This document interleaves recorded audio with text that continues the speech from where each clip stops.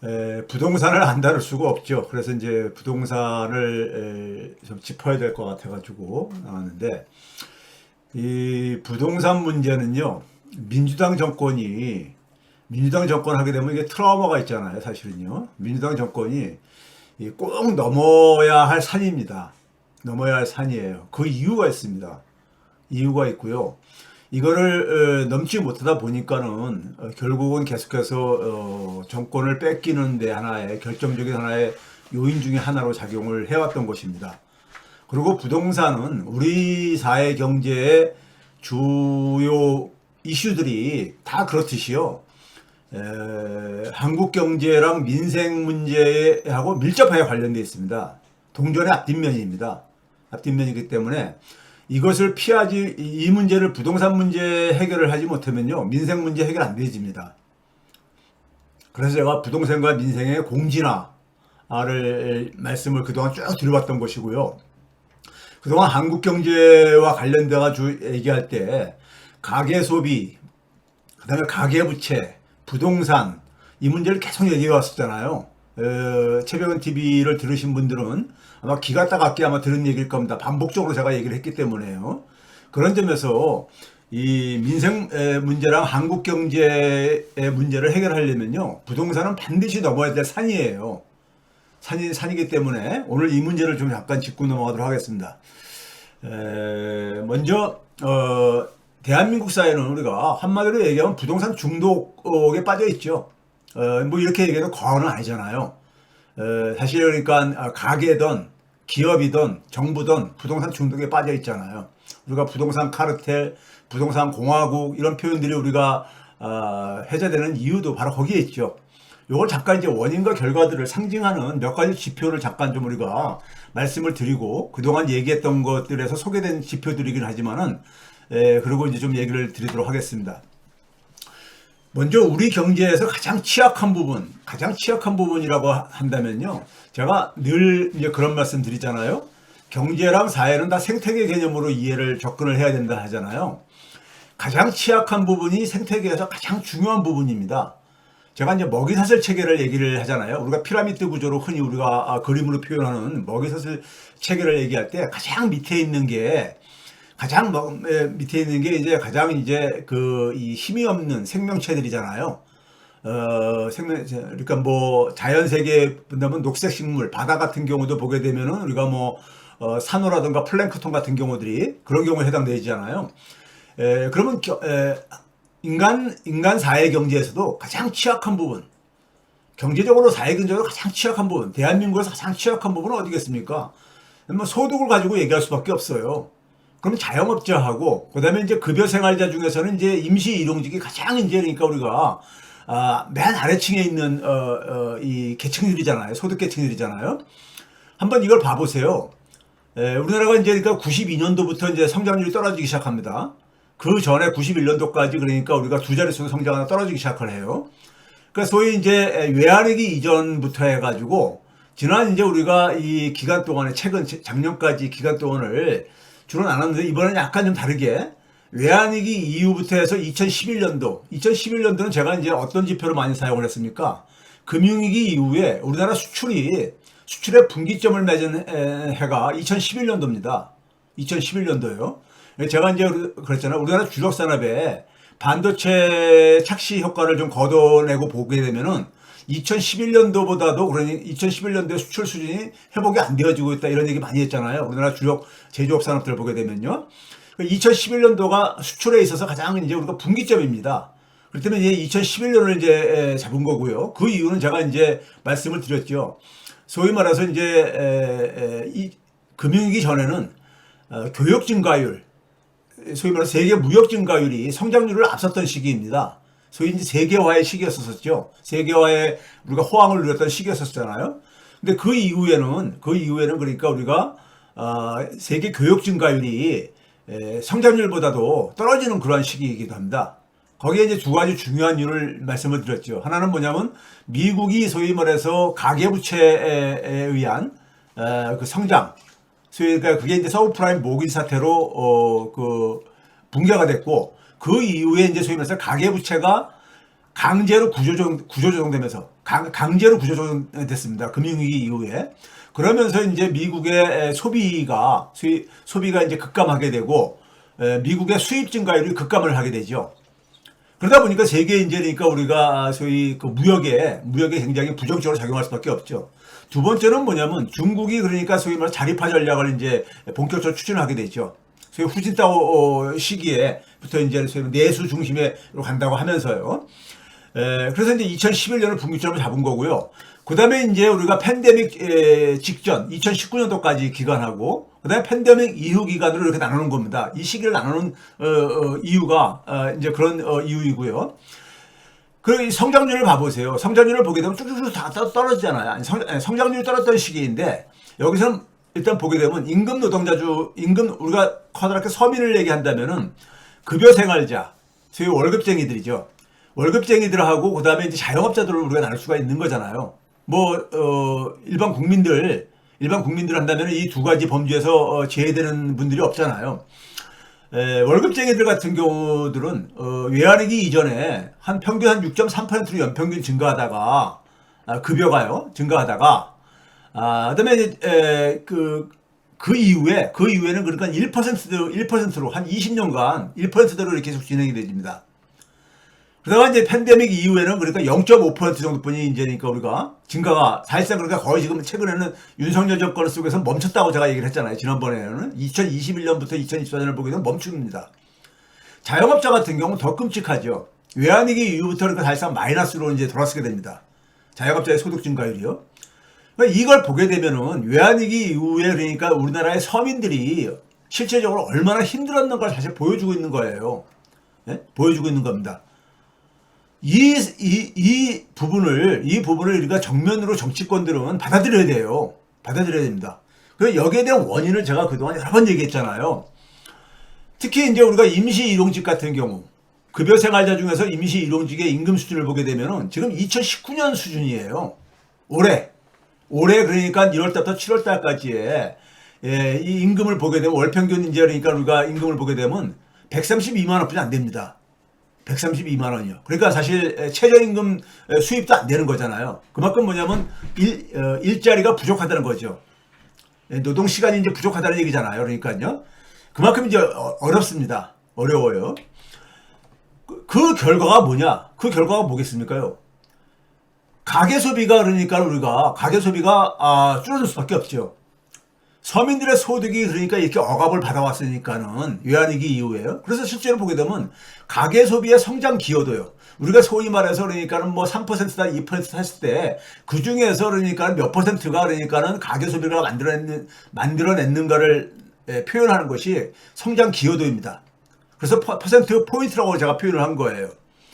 그러니까 예를 들어서 외환위기 이전에 한 6년간은 한 7.8%씩 연평균 성장을 했었는데 그 당시에 한 3.9% 이상 거의 한 4%를 절반 이상을 가계소비가 만들어냈다는 얘기인 겁니다. 사실 이게 정상적인 거예요. 선진국가들 같은 경우 다 이러니까요. 근데 외환위기 이후에 이게 급감을 하잖아요. 급감을 하고 팬데믹 이후에 또 한 번 급감을 합니다. 팬데믹 이후에요. 이게 그러니까는 이러다 보니까 자연히 뭐냐면은 자영업자들이 힘들 수밖에 없죠. 가계소비의 성장 기여도가 떨어지면서 자영업자들이 그러니까는 소득이 곤두박질 친 게 수치상으로 그대로 보여주잖아요.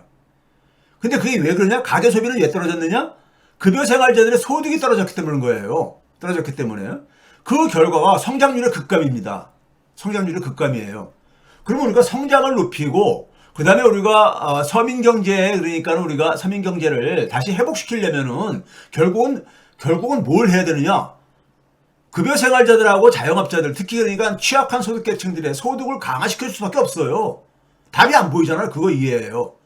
그리고 중장기적으로는 좋은 일자리를 많이 만드는 산업 전략이 뒷받침돼야 되는 거죠. 이거는 상식적인 겁니다. 상식이에요. 이거는요. 자, 그 다음에 이제 우리가 그래서 이제 지난 방송에서 제가 이제 이 기사를 보여드렸죠. 이재명 대통령이 역대 대통령 중에서 가장 그러니까 우리가 전통시장을 많이 방문한 대통령이다. 이런 기사가 이제 그러니까는 서울신문에 났다고 얘기를 했어요. 그 이유는 뭐냐면은 기사에도 나오듯이 이재명 대통령이 이런 표현을 했어요. 소상공인과 자영업자가 살아야 경제가 산다. 가장 취약한 부분인 거예요. 가장 취약한 부분. 예? 그러니까 가장 취약한 부분이 그러니까 이게 지금 죽어버리다 보니까는 우리 경제가 이렇게 지금 이게 활력을 잃어버렸다 이겁니다. 예? 그래서 이 부분을 살려야 된다. 이게 결국은 이게 소위 이재명 정부가 얘기하는 민생을 회복시키겠다는 것에 하나의 이 키워드죠. 그러니까 제대로 이제 원인은 짚은 거예요. 원인은 짚은 겁니다. 그럼 이걸 어떻게 해결해야 되느냐? 실천의 문제라고 제가 얘기를 했잖아요. 자, 그 다음에 한번 봐보세요. 이거 화면 나옵니까? 이게 자, 그리고 제가 지난번에 한번 보여드렸죠. 이게 우리나라 2016년 하게 되면 박근혜 정권 마지막 해입니다. 2016년이요. 그렇죠? 그 다음에 2021년 하게 되면은 문재인 정권 사실상 연도별로 할 때 마지막 해고요. 그리고 2023년은 이제 윤석열 정권 때잖아요. 소득이 굉장히 안 좋다 보니까는 결국은 국민들이 굉장히 불안할 게 아닙니까? 먹고 살기 힘들다는 얘기잖아요. 네? 먹고 살기 힘들다는 얘기 아니겠어요? 그러니까 사실은 이 생계가 굉장히 위기에 압박을 받다 보니까는 그걸 이제 돌파하기 위한 자연스러운 선택이 뭐냐? 소위 말해서 그러니까 자산 재테크인 거예요. 재테크인 겁니다. 부동산을 중심으로 한 재테크인 거죠. 그걸 보게 되면요. 상위 1% 이내하고 그다음에 이제 1에서 10%. 그다음에 이제 제가 흔히 얘기하는 우리나라에서는 서민이라고 한다면 저는 상위 10% 밑에는 다 서민이라고 봐요. 단지 상위 10%에서 50%는 우리가 조금 상대적으로 중산층이라고 얘기할 수 있는 것이고 하위 50%는 저소득층입니다. 하위 50%는 거의 최저임금보다 낮거나 최저임금보다 조금 위에 있는 인재니까는 그런 계층들이거든요. 그래서 사실상 그러니까 저소득층입니다. 이거 보게 되면요. 하위 50%만 먼저 보게 되면은 순자산을 한번 봐보세요. 2천만 원도 안 돼요. 2023년 기준으로 해요. 이게 물가를 고려 안 한 겁니다. 물가 상승률을 고려 안 한 거예요. 그러니까 자산이 사실상 그러니까 자기 집 같은 경우는 없다고 보는 거죠. 이게 물론 평균입니다. 평균값이에요. 평균값이기 때문에. 그 다음에 이제 우리가 상위 10에서 50%를 봐보세요. 상위 10에서 50%를 보게 되면은 순자산이 한 8억 4천만 원이에요. 2023년 기준으로요. 8억 4천만 원이요. 평균입니다. 이것도 물론요. 평균이에요. 그런데 그로부터 그러니까 7년 전인 2016년도에 5억 3,200만 원이었어요. 그러니까 요 한 7년 사이에 얼마가 증가했느냐? 3억 한 600만 원 정도가 증가한 거예요. 3억 600만 원 정도. 이분들이 대개가 그러니까 뭐냐면 이 자산의 증가가 뭘로 이루어진 거겠습니까? 집값 상승입니다. 특히 2021년 중간에 있는 그러니까 우리가 녹색으로 표시한 숫자들이요. 보게 되면 이게 뭐겠어요? 문재인 정권 때 크게 올랐잖아요. 어쨌든 간에요. 한 3억 원 가깝게 올랐잖아요. 그렇죠? 3억 원 가깝게 2억 7,600만 원 올랐다고 플러스 제가 표시했잖아요. 가로 안으로 해가지고요. 그러니까 이들도 그러니까는 소위 말해서 하위도 물론 그러니까 한 몇백만 원, 600만 원에 700만 원 증가했지만은 상위 10에서 50% 소위 말해서 중산층이라고 얘기하는 서민들 중에서도 조금 소득이 좀 그러니까 여유가 있는 위에 있는 계층들이 문재인 정권 때 한 2억 7,600만 원 정도 자산의 증가를 경험을 한 거예요. 물론 여기에 대부분은 부동산입니다. 부동산이죠. 그러면 이들 입장에서 볼 때는 한 8억 4천만 원 정도다. 평균이에요. 평균을 봤을 때 보게 되면은 이분들 그러니까 자가주택 한 채 정도 갖고 있는 사람들인 거예요. 대개가요. 네? 평범한 서민주택들 한 채를 갖고 있는 분들인 거예요. 요걸 일단 여러분들 머릿속에다 좀 입력을 해야 됩니다. 8억 한 4천만 원 정도면은 어느 정도 부동산 가격이겠는가, 주택 가격이겠는가를 한번 현실 속에서 쉽게 대입할 수 있잖아요. 네? 자기 지역의 집값이라든가 이런 거 생각할 때. 그 다음에 상위 1에서 10%가 2023년 기준으로 순자산이 23억 4천만 원입니다. 23억 4천만 원. 이 정도부터는 조금 더 이제 그러니까 소위 말해서 서울의 평균 이제 우리가 주택 가격이 아파트 가격이 15억 뭐 이렇게 얘기를 하고 앉아 있으니까요. 좀 이제 그러니까 우리가 고가 아파트라든가 아니면 금융자산도 좀 있는 사람들인 거죠. 있는 거죠. 상위 1%는 134억 정도 되는 거예요. 순자산이. 예? 이게 성인들 기준입니다. 성인들 기준, 성인 1인당 기준이에요. 그러니까 일단 여기 보게 되면요. 저는 이제 오늘 이제 여러분들에게 좀 이제 전달하고 싶은 건 뭐냐면은 여러분들이 주목해서 봐야 될 부분은 뭐냐면 상위 10% 이하, 소위 말해 서민이라고 볼 수 있는, 넓은 의미에서 서민이라고 볼 수 있는 상위 10에서 그러니까 저기 그 가장 밑에 층까지 나머지, 그러니까 우리가 하위 90%죠. 하위 90%에 주목을 해달라는 얘기인 겁니다. 하위 90%. 하위 90%에 절반은 그러니까 사실상 자산이 없는 계층입니다. 2천만 원도 안 되니까요. 그 다음에 한 절반 정도는 뭐냐면은 한 8억 4천만 원 정도 평균으로 볼 때요. 네? 있는 계층들입니다. 이들이 그러니까 우리 사회 속에서 부동산을 어떻게 보겠는가를 생각하면 되는 거예요.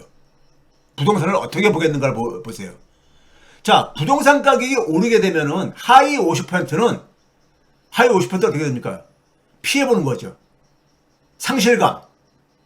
소위 말해 자기는 그러니까 부동산이 없으니까는 부동산이 있는 사람이 2천만 원도 안 되는 자산을 가질 리는 없을 게 아닙니까요?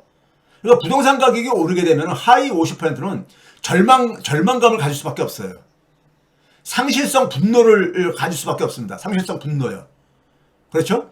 반면에 고위에 한 40%, 고위에 40%요. 소위 중산층이라고 표현할 수 있는 고위에 40%는 어떻게 했습니까요? 부동산이 좀 있는 사람들인 거예요. 비싼 부동산은 아니지만은 자가주택 정도가 있을 가능성이 높은 사람들인 겁니다. 그러면 이 사람들은 뭡니까? 부동산 가격이 오르게 되면은 좋은 거예요. 기분이요. 좋을 수 있는 사람들인 거예요. 그러니까 하위 50%하고 그 다음에 하위 50% 이외에 있는 고위에 있는 40%하고는 우리가 입장의 차이가 존재한다 이겁니다. 부동산을 바라보는 눈에 있어서 차이가 존재할 수밖에 없다 이거예요. 이걸 우리가 인식을 해야 됩니다. 자, 그 다음에요. 민주당 정권이 부동산 문제 나오게 되면은 경기를 일으킵니다. 경기를 일으켜요. 그게 바로 뭐냐면 바로 직전에 문재인 정권, 노무현 정권만 하더라도 상당히 오래전이잖아요. 거의 이제 20년 전이잖아요. 20년 전이기 때문에 많이들 이제 그러니까 우리가 잊혀진 시간이지만은 문재인 정권만 하더라도 바로 이제 우리가 윤석열 이 내란 정권의 바로 직전이기 때문에 문재인 정권 때 실질 부동산, 이거 실질입니다. 실질가 물가 상승률을 다 포함시켰는요. 실질 부동산 자산이 가계에 54%가 올랐어요. 가계 전체 평균이요, 그러니까요. 근데 소득은 그러니까는 한 13%도 채 안 올랐어요. 네? 13%도 안 올랐다 이거예요. 그러니까는 사실 이 결과로 누가 그러니까 이 부동산 자산 가격이 이렇게 오르게 되면은 누가 타격을 보겠어요? 하위 50%는 절망감을 느끼죠. 특히 뭐냐면은 젊은 층 같은 경우는 특히 그 상실감이 클 수밖에 없죠. 또 이 집값이 오르기도 하고 또 주거 비용도 올라가고 그러니까요. 그렇죠? 실질적인 이제 피해자가 그러니까 우리가 서민들 중에 집이 없는 사람들이 우리가 전체 주택 소유율이 60%가 좀 안 되는 전국적으로 평균을 보게 되니까는 거의 그러니까 45% 정도가 그러니까 굉장히 절망감을 느낄 수밖에 없었던 거예요. 네? 없었던 것이죠. 자, 그다음에 이제 우리가 이런 문제가 우리가 사실 지난 우리가 한 40년 동안에 우리가 앞에서 소개한 지표와 연결해서 보게 되면요. 이게 왜 이렇게 생겼느냐? 아까 앞에서 얘기했잖아요. 소득이 최근에 와서 거의 정체가 되고 자영업자들은 사실상 소득이 그러니까 마이너스로 지금 곤두박질을 하는 상황 속에서 사회경제 생태계가 붕괴된 거예요. 성장률이 지금 올해 그러니까는 잘해야 1%라는 얘기 아닙니까? 예? 한국은행은 여전히 0.9%를 그러니까는 고수하고 있고 올해 1년간 성장률을요. 그렇죠? 다음 주에 이제 그러니까 3분기가 발표가 되겠지만 좀 낮을 겁니다. 2분기보다 좀 낮을 거지만 그럼에도 불구하고 크게 낮은 게 아니죠. 그러니까 사회경제 생태계가 붕괴되면서 사람들이 힘들다 보니까는 각자 도생 사회가 돼버린 거예요. 각자 도생 사회가 되면 어떻게 되는 겁니까요? 전부 다 뭐냐면 자기 자신만 생각하는 거예요. 각자 도생 사회라는 것이 우리가 단순하게 얘기하면 자기 자신만 생각하고 남에 대한 배려심도 가질 수가 없는 거고요. 예? 그러면 이 각자 도생 사회가 돼버리게 되면요. 각자 도생 사회가 돼버리면 우리가 어떤 일을 하느냐? 우리 과거에 비해 가지고 이런 거 여러분들 우리가 안 봅니까요? 굉장히 사람들이 좀, 이 금수와 같은 사람들, 그리고 굉장히 우리가 아주 잔인한 사람들을, 잔인한, 짓을 하는 사람들을 많이 보고 그러잖아요. 최근에 캄보디아 사태에서 보게 되면은 청년들이, 예? 거기에 이제 그러니까 처음에는 저도 이제 상당히 충격을 좀 받았어요. 예? 거기 이제 그러니까 한국에서 이제 그러니까 우리나라 국민들을 이렇게 데려왔다는데 상당한 사람들이 오히려 그러니까 피해를 입힌 그러니까 우리가 그런 이제 피해자의 숫자 저기 저 이 그 피해를 입힌 사람들이잖아요. 예? 물론 그들도 이제 그러니까 그들 나름대로 이제 그러니까 사정들이 다 있겠지만은 근데 어쨌든 간에 그 중에 이제 사연을 보게 되면 제가 이제 깜짝 놀란 게 지인을 그러니까 팔아넘겼다 이거. 자기도 물론 이제 그렇게 이제 그런 상황에 강요가 될 수 있는 상황에 직면해서 그럴 수도 있겠지만은 그래도 그렇죠. 거의 이쪽에다가 그러니까는 이 유혹을 해가지고 이쪽에 팔아넘긴다는 얘기는 그 지인하고 사실상 원수가 되는 거 아니겠습니까요? 그 지인은 어떤 배신감을 느꼈겠어요? 예? 느꼈겠습니까요? 그러니까는 이거는 결국 뭐냐면은 이런 이 청년들이 이렇게 지인을까지 팔아넘길 정도로 그러니까는 팔아넘길 정도의 이런 행동을 하게 된 선택을 하게 된 것은 사실 인간으로서 가지고 있는 인간으로서의 인간성이 굉장히 저는 파괴가 된 결과라고 봐요. 파괴된 결과요. 그러니까 우리가 인간하게 되면 맹자가 우리가 이 인간의 조건으로서 한 4단을 얘기했잖아요. 예? 측은지심. 좀 이제 불쌍한 사람들 보게 되면 측은한 마음이 생기는 거죠. 수호지심. 수호지심이라는 게 뭡니까요? 예? 소위 그러니까 부끄러운 마음. 예? 사양지심, 시비지심, 옳고 그름을 구분하는 이런 마음들. 이런 것들이 기본적으로 인간은 기본적으로 본성으로 가지고 있다 얘기했잖아요. 저는 이건 동의합니다. 근데 이게 잃어버리게 되면은 기본적으로 뭐가 된다는 겁니까? 금수가 되는 거잖아요. 금수가. 예? 금수가 되는 거죠. 일반 자연 동물들은, 자연 세계에 있는 동물들은, 자연에 그러니까 우리가 이 질서에 따라서 본능적으로 움직이기 때문에 그들이 그러니까는 소위 말해서 선택하는 것들이 약한 동물을 잡아먹고 자기가 생존하게 사는 것들이 거의 그러니까는 본능적으로 하는 거기 때문에 큰 문제가 되질 우리가 문제를 삼지는 않잖아요. 자연 생태계가 유지가 되면서 그런 거니까요.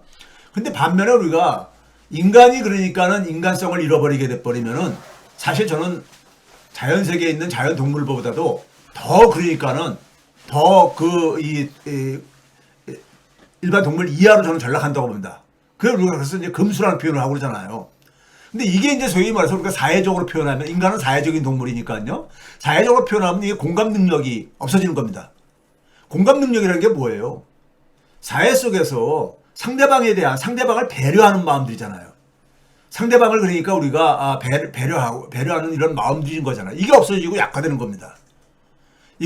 저는 이걸 뭐라고 표현하면 괴물이라고 우리가 흔히 표현하죠. 이게 사회적 병자입니다. 사회가 만든 거죠, 사실은. 사회가 만든 겁니다. 인간성을 상실한 사람들이 많아진다는 것은 결국 사회가 만든 거예요. 사회가 만든 겁니다. 이게 이제 증가하잖아요. 과거 제가 20대, 30대 때보다 오늘날 보게 되면 굉장히 이런 사람들이 많아진 느낌을 우리가 지울 수가 없잖아요. 그럼 이게 왜 이렇게 됐느냐? 서로 불신이 증대된 거예요. 네? 나는 그러니까는 사회에 대해서 소속감을 못 느끼는 겁니다. 소속감을 못 느끼는 거죠. 그러니까 내가 혼자서 알아서 생존을 해야 되는 거예요. 그러니까 내가 생존하기 위해서는 다른 사람한테 못된 짓을 해도 그러니까 거기에 대해서 그러니까는 별로 그러니까 부끄러운 마음을 안 갖게 되는 이런 상태가 되는 거죠. 그러니까 이게 이제 그러다 보면 어떻게 되는 거예요? 사람들은 더더군다나 경계심이 심해지죠. 이제 각질 도성이 심화되는 거예요. 이런 사회 속에서는요, 사람들은 경제적 계산주의가 만연합니다. 모든 것을 뭐냐면 나한테 손실이 되느냐 이익이 되느냐 이거 가지고 모든 걸 판단을 할 게 아닙니까요. 정부가 쓰는 정책에 대해서도 이걸 가지고 판단을 하는 거예요. 판단하는 겁니다. 그러니까 사회 전체 속에서 본인이 자신의 이익을 그러니까는 가능한 자제하고 하는 이런 것들이 없어져 버리는 거죠. 자기한테 조금만 그러니까 손실이 되더라도 굉장히 분노를 표출하고 거기에 저항을 하고 이러려고 하는 거죠. 그러다 보면 제가 그래서 왜 뭐라고 표현했습니까? 각자 소생 사회가 되면요, 공감력이 약화된다는 얘기는 연대감, 협력 이런 것들이 약화되는 겁니다. 그러면 개혁은 실패합니다. 개혁 실패 가능성이 커집니다. 왜? 개혁이라는 것은 개혁이라는 것은 사회 전체를 우리가 사실 재구성하는 거잖아요. 재구조화하는 거잖아요. 네? 이 속에서는 결국 뭐냐면은 기존에 그러니까 소위 말해서 잘못되었었던 그러니까 우리가 이 이익과 기득권들을 사실은 그러니까 우리가 수술도 해야 되는 거잖아요. 근데 거기에 대한 저항이 굉장히 심할 수밖에 없습니다. 예? 전부 다 뭐냐면 자기 이제 경제적인 계산주의 속에서 경제적인 계산 속에서 그러니까 모든 걸 판단하고 그러니까요. 예? 그래서 제가 그런 거예요. 그래서 제가 뭐냐면은 사회 생태계, 경제 생태계를 다시 복원을 해야 되고 그러기 위해서는 지난 방송에서 제가 약자 도지용이라는 말까지 제가 인용을 하면서 했던 표현이 생태계 복원이라는 것은 어려운 게 아니다. 어려운 게 아니고 가장 취약한 계층들의 생존 조건을 다시 그러니까 보장해 주는 것이다. 그런 환경을 복원하는 거다 그랬잖아요. 이게 경제가 불안해지게 되면 사회가 불안정해지지요. 그리고 그 결과가 오늘날 뭐냐면 각 개인들은 많은 불안 속에 살아가고 있어요. 불안 속에 살아가고 있다 보니까는 불안 속에 살아가면서 그러니까 많은 사람들은 뭐냐면 자신이 그러니까 공격할 대상을 찾고 그게 이제 혐오로 나타나는 거죠. 혐오로 나타나고 있고 그게 이제 이런 사회는 결국 뭐냐면 전쟁이 일상화된 거죠. 살아가는 삶 자체가 우리가 뭐 총칼을 들고 적이 쳐들어와서 전쟁을 해야 되면 전쟁이 아니잖아요. 일상의 삶 자체가 전쟁이 일상화되는 거잖아요. 이러한 소위 지옥 같은 세상이 돼버리는 겁니다. 지옥 같은 세상이요. 예? 저는 이제 그럼에도 불구하고 우리 사회는 여전히 그러니까 희망이 있다고 봐요. 지난주인가 이런 뭐 SNS에 이렇게 돈 얘기 중에 그런 게 있었죠. 어느 여성분이 버스 타고 가다가 이제 그러니까는 그 할머니가 버스에 타고 가시는 할머니가 그러니까는 이 노인이 되게 되면은 이 소위 말해서 요실금 이런 문제들이 있고 그러잖아요. 예? 그래가지고 소변을 참지 못하고서는 이제 소변이 이제 흘러나왔다고 그렇죠. 그러니까 이제 그런 상황 속에서 주변 사람들이 전부 다 웅성웅성대고 그다음에 뭐 일부 사람들은 짜증도 내게 되고 이제 막 그랬을 게 아니겠습니까요. 예? 그런데 한 여성분이 다가가가지고 자기 백에서 있던 휴지하고 그다음에 이제 물티슈 같은 거 꺼내가지고 닦고 바닥도 닦아주고 그다음에 할머니도 좀 이렇게 닦아드리고 그리고 이제 그러다 보니까 이제 운전사가 버스 안에는 되게 이제 이 소위 이제 그 배설물들을 가는 사람들을 위해 가지고 봉지들도 이제 그러니까 비닐봉지들도 이제 이렇게 갖고 다니고 그러잖아요. 그 검은 이제 비닐봉지를 여성분한테 드렸다 그러더라고요. 드려가지고 거기다가 이제 넣고 할머니는 이제 그다음에 이제 계속해서 이제 너무 미안하면서 계속 미안하다고 하고 너무 고마워가지고 그러는데 이 여성분이 뭐라고 그랬냐면은 미안해하지 마시라고. 누구나 그럴 수 있는 거라고. 예? 자기 할머니도 그러니까 그럼 우리가 흔히 그러니까 개인적으로는 자기 집안에 그러니까 나이 드신 분들과 관련해서 많이 경험들 하는 것들이잖아. 일상생활 속에서요. 그런데 그런 걸 가지고 이제 그러니까 많은 사람들은 그러니까 뭐냐면 웅성웅성대고 짜증 부리고 냄새 난다고 이렇게 하고 막 이제 그런 상황 속에서 그 할머니는 굉장히 당황을 했을 게 아닙니까요. 근데 그 속에서 한 여성분이 젊은 여성이 나서가지고 이 휴지랑 그러니까는 이 물티슈 꺼내가지고 다 닦고 미안해하지 말라고 그러니까 안정시켜주고 이 이제 심리적으로 그러니까 안정을 시켜주고는 이런 이제 그 얘기가 그 SNS에 이 여성분이 아마 올린 게 이제 이게 돌면서 이제 그러니까 그게 이런 이야기가 아직도 그러니까 사실은 이게 그러니까 일반적인 사람들의 모습입니다. 일반적인 사람들의 모습인데 이런 이야기가 굉장히 그러니까 우리한테는 굉장히 커다란 이제 우리가 감동적인 사연으로 이렇게 전달되어지는 이유는 그만큼 우리 사회가 굉장히 각박해졌다는 얘기죠. 각자 도생 사회가 되면서 그러면서요 됐다는 얘기잖아요. 그러니까 이게 노인분들이 실수할 수 있는 거 누구나가 나이 들면서 이런 겪을 수가 있는 이런 문제들에 대해서 이거를 과거에는 저희 젊었을 때는 이런 이제 나이 드신 분들이 가게 되면 도움을 주려고 하는 것이 일반적인 대응의 행동 양식이었었어요. 근데 언제부턴가는 보게 되면은 그런 사람들 자꾸만 그러니까 우리가 기피하고 불편해하고 이렇게 하는 이런 것들이 우리 사회가 된 이유는 물론 이 소위 말해서 상당히 실망을 주는 그러니까 노인층들도 많아지면서 생긴 현상도 있지만은 어찌됐든 간에 저는 우리 사회는 아직도 우리가 희망은 있다고 봐요. 우리 사회 속에서. 그럼에도 불구하고 이 문제를 방치하게 되면은요, 결국은 우리 사회가 저는 지속이 불가능하다고 봐요. 불가능하다고 보거든요. 자, 그런 점에서 이 문제에 대해서 그러니까는 사실은 이 문제를 정면 승부를 해야 돼요. 정면 승부를 해야 됩니다. 누가? 민주당 정권. 이건 민주당 정부에 그러니까 민주당의 숙명 같은 일, 숙명이에요, 이거는요. 왜? 민주당은 서민을 그러니까 대변하겠다고, 표방을 하면서 표를 그러니까 사실 요구를 하고 있잖아요. 예? 서민의 이익을 대변하겠다고 하고요. 예?